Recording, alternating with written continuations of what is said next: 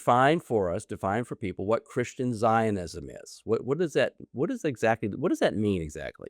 Most Americans today, if you ask them what that means, they would likely conflate it with Christian dispensationalism, which is a school of thought mostly traceable to an English preacher theologian in the early mid 19th century named Darby. And it's a school of thought mostly associated in the popular imagination with various end time scenarios and the rapture and the left behind literature.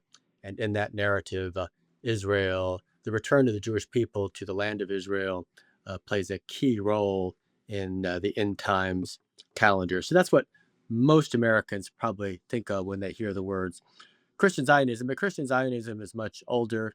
It's always been around. It just means Christians who believe there is a intrinsic tie between the Jewish people and the land of Israel.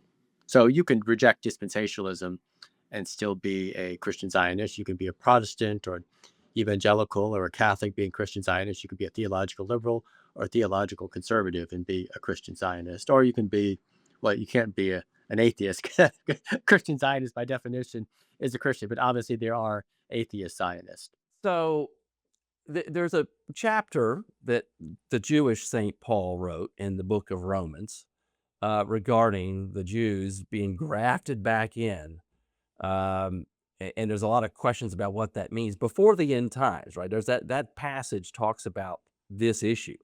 And a lot of Christians, you're right, they grab that and they look at the book of Revelation and then they kind of tie the book of Daniel to that. You just have lots of different theories on that, and that's fine. I feel like, I mean, maybe you agree with this, that whether you call it Zionism or not, but I think most Christians believe there's a place for the Jews, the Jewish people in Israel, in this Christian meta narrative of whatever happens in the end times. If you're a preterist, pre-mill, free will, post-mill, whatever, there's a spot for the Jewish people being kind of grafted back in or something to the end times. Would you agree with that? Most evangelicals believe so, even if they're not dispensationalist. Often they will cite the promise to Abraham about those who treat the seed of Abraham well, they will be blessed as well.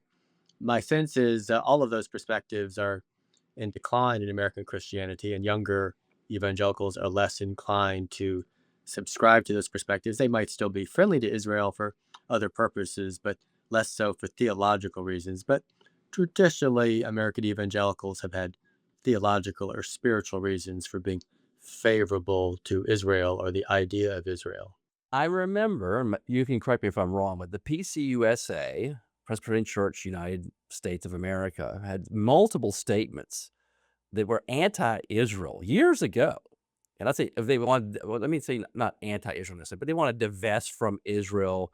They want to protect the people of Gaza, the Palestinians, all this kind of thing. And it sort of became a social, in my opinion, kind of um, it was political policy paper kind of stuff. I don't know what why the why they would go down this road. And I don't know if that's just true to like the PCUSA or was it other moderate churches or mainline churches. But are you aware of that at all? Does that ring a bell with you?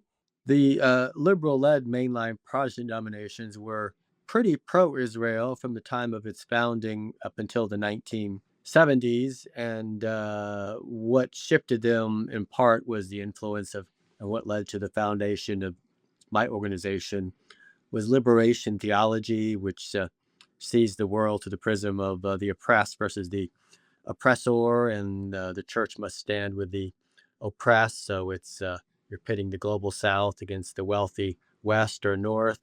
And so in that liberation theology paradigm, Israel was part of the West or the wealthy North, and the Palestinians or the other Arab states were somehow part of the oppressed. So that played a big role in shifting the mainline Protestant leadership against Israel and very critical of Israel for the last 50 years, such that we did a study about 15 years ago of all of the mainline Protestant statements on human rights abuses around the world. And the study found that about 90% of them focused on Israel or the United States, having almost nothing to say about China, Russia, Iran, Saudi Arabia, et cetera, et cetera, et cetera, et cetera.